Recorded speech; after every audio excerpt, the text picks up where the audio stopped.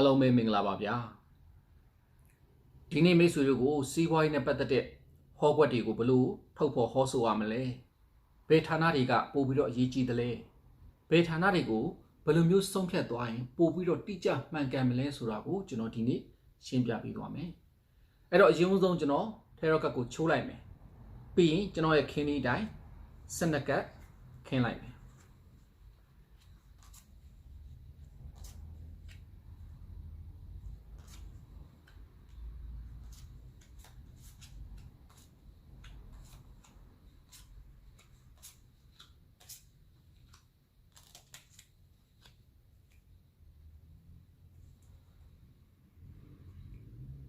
အခုကျွန်တော်ပြောပြနေတဲ့ video file သင်ခန်းစာတွေအားလုံးဟာကျွန်တော်ကစနကတ်ခင်းဒီရဲ့ဌာနသဘောတရားဘာဝသဘောတရားကိုအရင်သိစေချင်တာပါကတ်တည်းရဲ့သဘောတရားကိုအရင်သိစေချင်တာမဟုတ်သေးပါဘူးဒါကြောင့်ကျွန်တော်ကတ်တွေကိုတော့တအားကြီးအသေးစိတ်ထားပြီးရှင်းပြအောင်မှာမဟုတ်သေးဘူးအခြေခံအဖြစ်ကောင်းရင်ကောင်းတယ်ဆိုရင်ဆိုတယ်ဒါတော့ပဲကျွန်တော်ပြောတော့အမှန်တော့ကတ်တွေမှာကအမြင်အားဖြင့်ကောင်းတယ်ဆိုတယ်လို့ပြောလိုက်ရုံနဲ့မပြီးပါဘူးတေးသေးချာချာစဉ်းစားရမယ့်အချက်တွေရှိပါသေးတယ်ဒီကတ်တွေဟာအနောက်တိုင်းရလာတဲ့ကတ်တွေပါမြန်မာကတ်တွေမဟုတ်ပါဘူးအနောက်တိုင်းရလာတဲ့ကတ်တွေမှာအနောက်တိုင်းရဲ့သတ်မှတ်ထားတဲ့လှုပ်ဝက်ချက်တွေယူဆချက်တွေရှိပါတယ်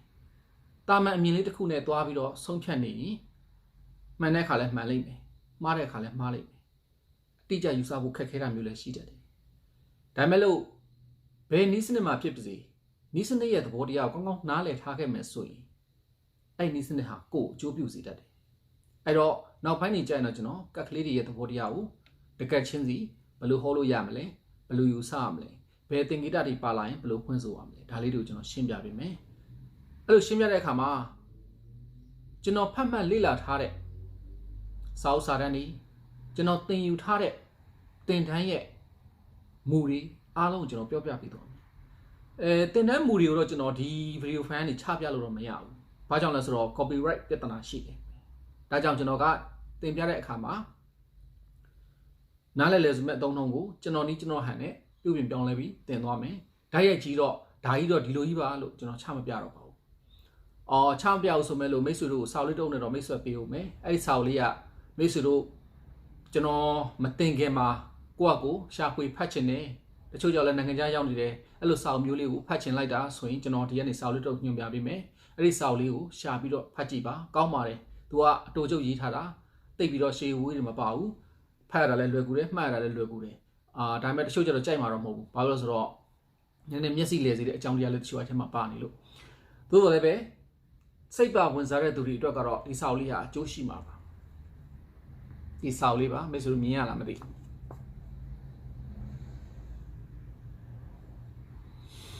ဒီစာအုပ်လေးမှာကအတွင်းထဲမှာဘယ်လိုပါတယ်လဲဆိုရင်ဆိုပါစို့ဥပမာဒီကတ်ပေါ့ဒီကတ်ကိုသူကအချက်10ချက်နဲ့ပြန်ပြီးဒီဘက်မှာရှင်းပြထားတယ်ကတ်ထဲမှာပါတဲ့ point လေးတွေပေါ့ key လေးတွေပေါ့ဒီ key လေးတွေကိုသူကဘယ် key လေးဟာဖြင့်ဘယ်သင်္ကေတလေးဟာဖြင့်ဘယ်လိုအဓိပ္ပာယ်ရှိတယ်ဘယ်လိုစဖြင့်ပေါ့ကတ်တကတ်ချင်းစီကိုအချက်10ချက်နဲ့သူကရှင်းပြပေးတာအဲ့တော့ဒါလေးတွေကိုလေ့ကျင့်ထားမယ်ဆိုရင်ကက်ကက်သဘောတဘာဝကိုတိတိကျကျသိရပါလိမ့်မယ်။ကဲထားတော့အခုစီးပွားရေးအကြောင်းကျွန်တော်တို့ဟောအောင်စီးပွားရေးလို့ပဲပြောဘာရေးလို့ပဲပြောကျွန်တော်တို့စပြီးကြည့်ရမှာပဲကက်လေ main ကက်ကတော့မိတ်ဆွေတို့သိပြီးသားဖြစ်လိမ့်မယ်။မသိသေးရင်တော့အရင်ဆုံးကျွန်တော်လုပ်ခဲ့တဲ့ video တွေမှာပြန်ပြီးတော့ကြည့်ထားပေးပါ။ပြီးတော့ရင်နံပါတ်2အဓိကသုံးသပ်မဲ့ဘာဝဟာဘယ်ဘာဝလဲ။10တန်းဘာဝ10တန်းဆိုတာဘာလဲအလောက်ကင်နဲ့ဓာတ်ရိုက်ပတ်သက်တယ်နော်ဒါ10တန်းပါပါပြီးသွားရင်အလောက်ကင်ရဲ့သဘောတွေတစ်ခုတည်းကိုကြည့်ုံနဲ့ပြီးပြီလားတချို့ရှိတယ်အလောက်ထဲမှာတိုက်ခန်တွေလုံနေလို့ဆရာရင်ဘယ်လိုလုပ်လို့ရမှာမသိဘူးဒါဆိုဒီကတ်ကြည့်ုံနဲ့ပြီးပြီလားမပြီးသေးပါဘူးလုတ်ဖို့ကင်ပဲလို့ခေါ်တဲ့အတွင်းလူတွေအပြင်လူတွေပြင်မှာပေါင်းသင်းဆက်ဆံတဲ့သူတွေအလုပ်အတွင်းမှာပေါင်းသင်းဆက်ဆံတဲ့လူတွေအဲ့ဒါတွေကိုဓာတ်ရိုက်ပတ်သက်တဲ့ဒီကတ်ကိုကျွန်တော်တို့ကြည့်ပေးရမယ်ဒါဟာမိတ်ဆွေအပေါင်းအသင်းလုပ်ဖို့ကင်ပဲတငယ်ချင်းလို့အဓိပ္ပာယ်ရတဲ့ကတ်ပါဒီနေရာမှာကျွန်တော်ကနက္ခပညာမှာသုံးတဲ့ဘာဝတွေရဲ့စနစ်ကိုကျွန်တော်ဒီထားတော့ကတ်မှာယူပြီးသုံးပါတယ် သုံးမိမယ်လို့ကျွန်တော်အတိအကျကြီးလိုက်ပြီးတော့ယူသုံးလေးမရှိဘူးနည်းနည်းလေးတချို့နေရာတွေမှာကျွန်တော်ရဲ့စိတ်ကူးနဲ့ပြုတ်ပြင်ပြောင်းလဲပြီးတော့သုံးတာတွေရှိတယ်ဒါတွေလည်းကျွန်တော်နောက်ပိုင်းကျရင်ရှင်းပြပေးသွားမယ်လောလောဆယ်တော့ကျွန်တော်ပြောသလိုပဲအလွယ်မှတ်ထားအောင်ဒါဟာလုတ်ဖို့ကင်ပဲမိတ်ဆွေတငယ်ချင်းအပေါင်းအသင်းကဏ္ဍဒါဟာအလုတ်ကင်ရဲ့တဘာဝအလုတ်ကင်ရဲ့အခွင့်အလမ်းဒီကက်ကတော့ကျွန်တော်တို့ငွေကြီးအကြောင်းတွေပါသိချင်တဲ့ဆိုရင်ကြည့်ရမယ်ကက်ပဲလုတ်ကင်စီးပွားရေးကိုသုံးသပ်တဲ့အခါမှာဒီကက်ရဲ့၄ကက်ဟာအရေးကြီးပါတယ်ဘာကြောင့်အရေးကြီးတယ်လဲဆိုရင်ဒီကက်ဟာ main ကက်အဓိကကက်မဖြစ်မနေကြည့်ရမယ်ကက်သူကောင်းနေမှကျန်တဲ့ကိစ္စတွေကောင်းလာစေတယ်သူစိုးနေခဲ့ကျန်တဲ့ကိစ္စတွေမှာတမျိုးတစ်ဖုံပြောင်းလဲမှုတွေဖြစ်လာစေတယ်တမျိုးတစ်ဖုံတွေပြောင်းလဲသွားတတ်တယ်ဒါတော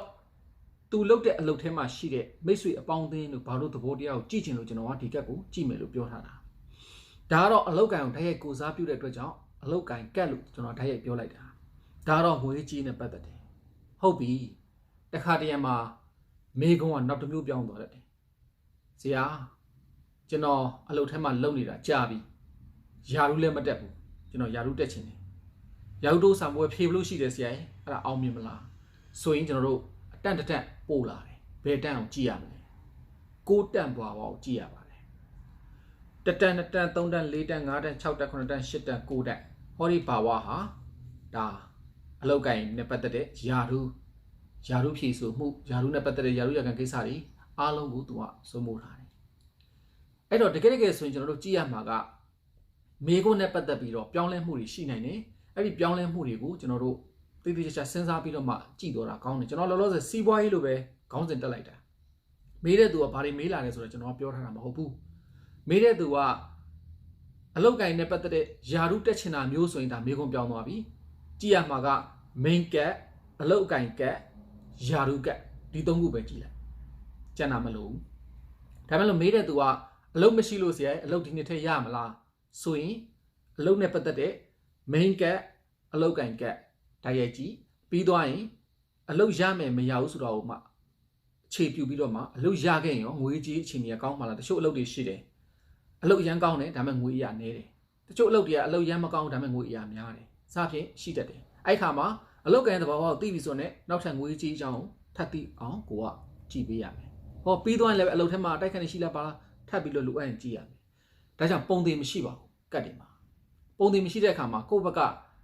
မေးလာသူရဲ့မေးခွန်းပေါ့ခြေခံပြီးတော့ကတ်တွေကိုဘာဝတွေကိုတွဲဆက်ပြီးတော့စဉ်းစားပေးရမယ်ဆုံးဖြတ်ပေးရမယ်ပြီးစလွယ်လုပ်လို့မရပါဘူးအဲ့တော့နောက်တစ်ချက်ကကတ်တွေမှာက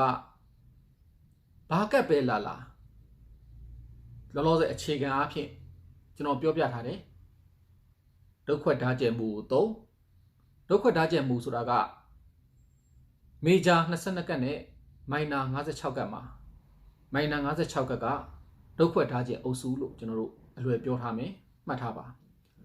မေဂျာ22ကတ်ကတော့ဒုက္ခဓာတ်ကျအုပ်စုမဟုတ်ဘူးသူကတော့အုပ်စုကနေလွတ်နေတယ်သူကတော့အဓိကကတ်တွေပေါ့နော်ဒီကတ်တွေကတော့သူ့ရဲ့အမြင်တိုင်းလောလောဆယ်ကျွန်တော်တို့သုံးသပ်ပေးပါဒုက္ခဓာတ်ကျမှာတော့ဒုတ်တွေဟာဆိုးတယ်ဓာတ်ဟာပိုဆိုးတယ်ခွက်တွေဟာကောင်းတယ်ခြေတွေဟာကောင်းတယ်ဒီလိုမျိုးအလွယ်လေးမှတ်ထားပါဘာလို့လဲဆိုတော့အခြေခံအဖြစ်ကျွန်တော်လုပ်တဲ့အခါမှာသဘောတရားနားလည်အောင်ပဲကျွန်တော်အဓိကပြောချင်တာကတ်တည်းရဲ့သဘာဝကတ်တည်းရဲ့အနေထားလှုပ်ဝက်ချက်အသေးစိတ်ဒါတွေပြောချင်တာမဟုတ်သေးဘူးဒါကတော့နောက်မှပဲကျွန်တော်ပြောတော့မယ်အဲ့တော့ကြည့်အောင်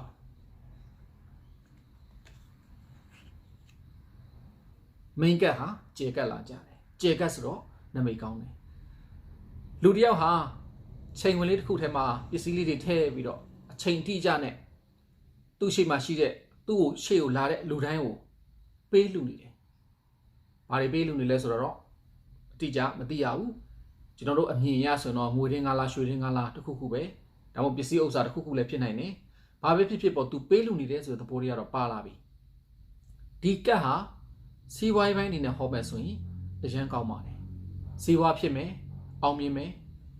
လူအင်ဆန္ဒတွေပြည့်စုံမယ်ခက်ခဲတွေအားလုံးအေးချမ်းသွားမယ်ဒီလိုသဘောကိုစောင့်ဆရာကြီးကျွန်တော်အလုံးမရှိလို့အလုံးနဲ့ပတ်သက်ပြီးတော့စိတ်ကြီးညစ်နေရတယ်အလုပ်ကရအောင်မလားအလုပ်တွေလျှောက်ထားတယ်ဘယ်တော့ရမလဲအဲ့လိုမေးခွန်းတွေလည်းရှိတတ်တယ်ဒါမျိုးဆိုရင်ကျွန်တော်တို့ကနောက်ထပ်အလုပ်ကင်ကတ်ကိုပါကြည့်ပေးလိုက်ပေါ့ပို့ပြီးတေချာသွားအောင်အလုပ်ကင်ကတ်ကိုကြည့်လိုက်ပြီကြည့်လိုက်တော့အလုပ်ကင်ကတ်ကခွက်ကင်ထားတဲ့ဘယင်မတူဒီကတ်ဆိုတော့ဒုက္ခဓာတ်ကျပညာရခွက်ဟာ ကောင်းတယ်ဒါဆိုရင်လွယ်သွားပြီဒီလူဒီပုဂ္ဂိုလ်အလုပ်ရမယ်အလုပ်လျှောက်ထားရင်အလုပ်ရမယ်ရမယ်ဆိုတော့တေချာသွားရင်နောက်ထပ်တစ်ဆင့်ကြည့်လို့ရတယ်အဲ့ဒီအလုပ်ဟာသူ့အတွက်ငွေကြေးအခြေအနေဘယ်လိုရှိမလဲအလုပ်ကောင်းပြီးငွေကောင်းမှာလားအလုပ်ကောင်းပြီးတော့ငွေရနှင်းမှာလားစဖြင့်ကျွန်တော်တို့ကြည့်လို့ရတာရှိကိုကဟာတော့အလုပ်ကောင်းပြီအလုပ်ကောင်းတာတော့တေချာသွားပြီအလုပ်ဟာသူ့အတွက်တက်တာမယ်အခက်အခဲမရှိဘူးနှောက်ရှက်တွေပါရှိမရှိရတော့ကျွန်တော်တို့ဒီလူမွေးတဘာဝနဲ့တွဲပြီးတော့ကြည့်ပိုကောင်းတယ်ဒါကြောင့်ဒါလေးလည်းကြည့်ထားမယ်ဒီကက်မှာလည်းကောင်းနေတယ်ဘာကြောင့်လဲလူတယောက်လူဘဝကြီးတယောက်အေးစစ်စစ်ထိုင်နေတယ်သူ့နောက်မှာခွက်ကိုးလုံးရှိတယ်ကျွန်တော်တော့ဒီကက်ကိုသဘောကျတယ်ဒီကက်ကကျွန်တော်အစင်းနေပါတယ်လောက်တဲ့ခါမှာလည်းတော်တော်အသုံးပြုခဲ့တဲ့ကက်တစ်ခုပဲဒါပေမဲ့ကျွန်တော်အားအရာတွေလောလောဆယ်မပြောသေးဘူးနည်းနည်းကြာသွားမှာဆိုတော့အဲ့တော့မိတ်ဆွေပေါင်းတင်ကက်ကလည်းကောင်းတယ်တနည်းအားဖြင့်အလုပ်ထဲမှာရှိတဲ့လူတွေကလည်းကောင်းတယ်အလုပ်ကန်လည်းကောင်းတယ်သူကိုယ်တိုင်ကံကြမ္မာလည်းကောင်းတယ်ဆိုရင်ဒီလူဟာအလုပ်ကန်နဲ့ပတ်သက်လို့ဒီကာလစီးပွားတိုးမယ်စီးပွားဖြစ်မယ်လှုပ်ဆောင်သမျှအောင်မြင်မယ်အလုပ်ထဲမှာကိုယ့်ကိုမြေတောင်မြှောက်ပေးမဲ့သူတွေပါစားပေးမဲ့သူတွေရှိပါတယ်အခွင့်အရေးတွေပေးကြလိမ့်မယ်ဒီလိုပေးလာတဲ့အခွင့်အရေးတွေကိုကိုကရအောင်ယူပြီးတော့အသုံးချတတ်ကြမယ်ငုတ်တော့ထိုင်နေတော့ဘာမှဖြစ်လာမှာမဟုတ်ဘူးပြီးတော့ရုပ်တရက်အစိမ့်တန်းမြင့်သွားတဲ့အနေထားရုပ်တရက်ငွေကြီးတွေရုပ်တရက်ရလာနေတဲ့အနေထားရှိနိုင်ပါတယ်ဒါတော့အကြမ်းမြင့်သုံးသပ်တယ်ဒါပေမဲ့လို့ကျွန်တော်ငွေကြီးအကြောင်းကိုသေချာသုံးသပ်မယ်ဆိုရင်ငွေကြီးကကြည့်ကိုကြည့်ရတော့မယ်ဒါကြောင့်ငွေကြီးကကိုကျွန်တော်တို့ကြည့်လိုက်အောင်ငွေကြီးကတော့တည်သွားပြီဘာကြောင့်လဲတေမင်းကကြီးလာကြမကောင်းဆိုးဝါတေမင်းအယိုးစုကြီးကလူတွေကိုလိုက်တက်ဖြတ်နေတဲ့တစိတ်ကြီးပေါ့ဆိုတော့ဒါဟာမကောင်းဘူး तू ကဒုက္ခထားကြတယ်လွတ်တယ် तू ကမေဂျာအုပ်စုတွေကကတ်ပါမိုင်နာအုပ်စုတွေကမဟုတ်ဘူးဆိုတော့ငွေတွေတည်သွားပြီဒီသဘောကိုကျွန်တော်တို့ဘယ်လိုယူဆလို့ရမလဲ main ကတ်ကောင်းနေဒီကောက်မှာနည်းနည်းလေးတက်တာစေတယ်ဒါပေမဲ့တအားကြီးတက်တာဆိုတာမဟုတ်ဘူးသူ့ရဲ့မူရင်းဟောတော့ပြောင်းအောင်ကျွန်တော်တို့ဟောလို့မရဘူးဆိုတော့အလောက်ကင်ကောင်းမယ်ဒါပေမဲ့ငွေကြီးခန္ဓာမှာတော့တော်တော်စိတ်ညစ်ရလိမ့်မယ်ဆိုလိုချင်တာကအလုတ်ပြီးတော့ငွေမရဘူးပြောတာမဟုတ်ဘူးเนาะအဲ့ဒါလည်းဖြစ်ချင်းဖြစ်မှာပဲအလုတ်ပြီးငွေမရတာလည်းဖြစ်ချင်းဖြစ်နိုင်တာပဲဒါပေမဲ့ဒီလိုတော့သွားဟောလို့မရဘူးအလုတ်တဲ့အတွက်ကြောင့်လုအားကတော့ရမယ်ဒါပေမဲ့လို့လုအားကဟာအလီလလာဝင်နေတာမျိုးတဝက်စီခွဲဝင်နေတာမျိုးလုံးလက်ခဲလည်းအပြစ်မရတာမျိုးဆိုလိုတာဒါမှမဟုတ်လည်းပဲလုံးဝမပေးတာမျိုးထားတော့အလုတ်ရှင်ဘက်ကနေပြီးတော့ဒီလာတော့မယူနိုင်ဘူးကွာနောက်လာမှပဲပေါင်းယူလိုက်တော့နော်စဖြင့်ဒီလိုမျိုးပြောတာလည်းဖြစ်ရင်ဖြစ်မှာပေါ့အဲ့တော့ကိုယ့်အတွက်ကဒါတွေအတွက်တော့နည်းနည်းအာရုံတော့ပါမယ်တနည်းပြောရရင်ငွေကြီးကန်ကတော့ညံသေးတယ်နောက်တစ်မျိုးဟောလို့ရသေးတယ်အလောက်ကနေငွေရအပြည့်ဝရပါတယ်ဆရာလို့ तू ကပြောလာတယ်ဆိုပါစို့ဆရာဟောတယ်လို့မဟုတ်ပါဘူးကျွန်တော်ကဒီအလုံးမှာတစ်လတစ်ခါငွေထုတ်ရတယ်ထုတ်တဲ့အခါမှာလည်းပဲလစာအပြည့်ဝရပါတယ်ဆရာလို့ပြောလာသည်ဆိုပါစို့ဒါဆိုဒီကက်ကမှားပြီလို့ကျွန်တော်တို့ယူဆလို့ရတယ်မဟုတ်ပါဘူးမမှားပါဘူးဘလို့မမှားဘူးလဲဆိုရင်သူရလာတယ်ထုတ်လို့ရပါတယ်ဆိုတဲ့ငွေတွေဟာအကုန်အပြင်ကိုထွက်ကုန်ပါပါထိတ်လို့မရဘူးမမြဲစေရဘူးအကုန်ထွက်မှာဘာကြောင့်လဲမရှိရှိတာကိုကုန်အောင်သူကဖန်တီးတတ်တယ်အဲ့တော့ငွေမမြဲဘူးလို့လည်းကျွန်တော်တို့ဟောလို့မရပြန်ဘူးလားရတာပေါ့အဲ့တော့ငွေမမြဲတတ်ဘူးအလောက်ကင်အခွင့်အလမ်းတွေတော့တိုးတက်မယ်အဆင်ပြေမယ်ဒါကြောင့်စီးပွားရေးပိုင်းကတော့အဆင်ပြေဖို့ရှိတယ်ဒါပေမဲ့ငွေကြီးပိုင်းမှာတော့နည်းနည်းလေးစိတ်နှောက်ယှက်ဖြစ်ရမယ်စီးပွားရေးအဆင်ပြေတယ်ဆိုတဲ့သဘောကငွေကြီးလက်လာပါများစွာဝင်လာနေတဲ့သဘောလို့လည်းကျွန်တော်တို့ကောက်ချက်ဆွဲထားရမယ်နော်။ဘာလို့ဆိုတော့ကတ်တွေက3ကတ်လောက်ကကောင်းနေတာ။အဲ့တော့ငွေကြီးများစွာဝင်လာမယ်ဆိုတော့ကျွန်တော်သိပြီမဲ့လို့ငွေကြီးကတ်ကတော့လုံးဝချိုးချက်ရှိနေတယ်။ဒါကြောင့်ဝင်လာတဲ့ငွေကိုလုံးဝထိမ့်သိမ့်နိုင်မှာမဟုတ်ဘူး။ကြာပြောက်တာတို့မလို့အဖက်နဲ့ပစ္စည်းတွေဝယ်လိုက်လို့ဆုံးရှုံးတာတို့ဒါမှမဟုတ်ပစ္စည်းဝယ်လို့ဆုံးရှုံးတာဒါဆုံးရှုံးတယ်လို့တော့မခေါ်လိုက်ပါဘူး။ကျွန်တော်ရဲ့ဆုံးရှုံးခြင်းဆိုတဲ့စကားထဲမှာကြာပြောက်လို့အခိုးခံရလို့အမှုဖြစ်လို့ယော်လိုက်ရလို့ဒါမျိုးဆိုလိုတာပါဒါအကျိုးမရှိတော့ကုန်ချင်းနေမကုန်သင့်ပဲကုန်ရတဲ့ကုန်ချင်းနေပစ္စည်းတစ်ခုလိုလို့ဥပမာကျွန်တော်ကဒီ tarot ကတ်ကိုလိုချင်လို့ဝယ်လိုက်တယ်ဝယ်လိုက်တော့ကျွန်တော်ပတ်စံကုန်သွားတယ်ဆိုတော့ကျတော့ကျွန်တော်လိုချင်တာပြန်ရတယ်လေဒါကတော့ကုန်တိုက်တဲ့ကုန်ချင်းမျိုးပေါ့နော်အဲ့လိုမဟုတ်ဘဲနဲ့ကျွန်တော်ကဒီပတ်စံတွေကတခိုးခိုးလို့ပျောက်သွားတယ်အမှုဖြစ်လို့ယော်လိုက်ရတယ်ဆိုရင်အဲ့ဒါကျတော့ကျွန်တော်မကုန်ချင်းမဲနဲ့ကုန်ရတယ်ကုန်ချင်းမျိုးတွေအဲ့တော့အခုကျွန်တော်ပြောချင်တာကဒီကတ်ဟာမကုံကျင်ဘဲနဲ့ကုံရတဲ့ကုံချင်းမျိုးတွေလာလိမ့်မယ်လို့ကျွန်တော်တို့ဟောထားလို့ရပါတယ်အဲ့ဒီခါမှာတစ်ဖက်ကနေပြီးတော့ကျွန်တော်က ယာရုတိုးဆောင်ပွဲဖြေထားတယ်တနည်းအားဖြင့်အလုပ်ထဲမှာနေရာကောင်းတစ်ခုရခြင်းနဲ့ရမလားလို့စပြင်မေးလာခဲ့တဲ့ရှိတော့ယာရုနေရာနဲ့ပတ်သက်တဲ့ဒီကိုတန်ဘာဝကိုကျွန်တော်တို့ကြည့်လိုက်ရအောင်ပဲကိုတန်ဘာဝကတ်ဟာအခုလိုလာကြတယ်ဒီကက်ကဘာကိုစားပြုလဲဆိုရင်ဒုက္ခဓာတ်ကျင်မှာဓာတ်တွေကိုကိုစားပြုပါတယ်မျက်လုံးဝစ်စီးထားတဲ့သူလဲတရားသူကြီးတူပါပဲတရားစီရင်နေတဲ့မျိုးသမီးတူပေါ့မျိုးသမီးလားမျိုးသားလားတော့မသိဘူးထားပါတော့ကျွန်တော်တို့အမျိုးသမီးလိုပဲမျိုးလုံးနဲ့မြင်နေတယ်အဲ့တော့မျိုးသမီးတူဓာတ်နှစ်လက်ကိုကြက်ချီခတ်အနေထားနဲ့ကင်ထားတယ်ထုံစံနိုင်မယ်ပြပြတသားစီရင်မယ်သူ့မျက်လုံးရှိမှသူ့ရဲ့ဆွေမျိုးလားသားသမီးလားမိသားစုလားဘာဝလားဆိုတော့သူမမြင်အောင်သူ့မျက်လုံးအဝတ်စီးထားတယ်သူ့ဘက်ကမှန်ကန်အောင်လုပ်ချင်တယ်ဆိုတဲ့သဘောဆိုတော့ဒီကက်ကဘာကိုပြောလာတယ်လဲဆိုရင်ယာဒူတို့ကိစ္စတို့နေရာကောင်းရဖို့ကိစ္စတို့ဆိုရင်ဒီကာလကမဖြစ်နိုင်သေးဘူးမဖြစ်နိုင်သေးဘူးဆိုတာလုံးလုံးကြီးမဖြစ်နိုင်ဘူးလို့ပြောတာမဟုတ်ဘူးမဖြစ်သေးတာမျိုးဆိုလိုတာဘာဖြစ်လို့ဆိုတော့ main ကတ်ကောင်းနေတယ်လေဖြစ်တော့ဖြစ်လာမှာပေါ့တိုးတော့လောလောဆယ်မဖြစ်နိုင်သေးဘူးဘာကြောင့်မဖြစ်နိုင်သေးဘူးလဲဆိုရင်အဟံတားတွေရှိတယ်အဟံတားတွေဟာသူ့ကိုဒုက္ခပေးနိုင်တယ်ဘေးကနေကရုံးကရိုက်လောက်တာတို့တထိန်နဲ့သွားပြီးတော့ဟိုတိုက်ဒီတိုက်ပေါ်တိုက်ခိုက်မှုတွေလောက်တာတို့လုံနေတဲ့ကြောင့်သူ့မှာနည်းနည်းစိတ်ညစ်ရအောင်ပဲစိတ်ညစ်ရပြီးမှသာလေသူနောက်ပိုင်းနေမှာအောင်မြင်မှုတွေရှိလာလိမ့်မယ်အဲ့တော့ယာရုတိုးမလားဆိုရင်တိုးမယ်တိုးတော့အခုမဟုတ်သေးဘူးနည်းနည်းစောင့်ရမယ်အဲ့လိုစောင့်ရမယ်တို့ဘယ်တော့မှအောင်မြင်မယ်တို့ဆိုတဲ့ဟောကွက်တွေကကျွန်တော်တို့ကာလာပိုင်းနေနဲ့သုံးသက်တာပိုကောင်းတယ်ကာလာပိုင်းဟောကွက်တွေတော့ကျွန်တော်နောက်ပိုင်းမှာသင်ပေးမယ်လောလောဆယ်ကတော့ကျွန်တော်ချိန်ကာလကိုဘယ်လိုသတ်မှတ်ရတယ်လဲဘယ်လိုပြောင်းလဲပြီးဟောရမလဲဘယ်လိုယူဆမလဲဆိုတော့ကျွန်တော်မပြောသေးဘူးကျွန်တော်သင်ပေးတဲ့ခါကျရင်ကျွန်တော်နီလန်3ခုလောက်နဲ့ကျွန်တော်ရှင်းပြပြီးသင်ပေးသွားမယ်။ကဲတော့မိတ်ဆွေတို့စီဝိုင်းပိုင်းကိုဟောမယ်ဆိုရင်ဘယ်လိုမျိုးယူဆမလဲဆိုတာနဲ့ဘယ်ကတ်တွေကိုအဓိကထားပြီးသုံးသပ်မလဲဆိုတာသဘောပေါက်လို့ပြီးထင်တယ်။မိတ်ဆွေရဲ့အောင်ထဲမှာတအားကြီးရှုပ်ထွေးနေတယ်အလောက်ကန်ရဲ့သဘာဝတွေပဲသိကျင်နေဆိုရင်တိတ်အများကြီးစဉ်းစားနေကြရတော့မလို့ဒီကတ်ကိုမေးပလိုက်ဒီကတ်ကိုမေးပလိုက်ဒီကတ်ကိုမေးပလိုက်ဒီနှစ်ကတ်နဲ့အလုပ်လုပ်သွားလဲရပါတယ်ဒါတော့အခြေခံသဘောပေါ့နော်ဒီကက်ကဲဟာစီးပွားရေးအတွက်အလွယ်ဟောလို့ရတဲ့ကတ်ပါကြမ်းမြခြင်းသုံးသပ်လို့ရတဲ့ကတ်ပါဒါပေမဲ့အသေးစိတ်စဉ်းစားဖို့ကတော့ကျွန်တော်စောစောကပြောသလိုထောက်ထားလေးနဲ့စဉ်းစားသွားရမယ်ဘာဝတွဲဆက်မှုလေးနဲ့စဉ်းစားသွားရမယ်ဒါဆိုရင်မိတ်ဆွေတို့အဆင်ပြေမယ်လို့ထင်ပါတယ်ကဲအားလုံးပဲကျွန်တော်နှုတ်ဆက်ပါတယ်အားလုံးအဆင်ပြေကြပါစေ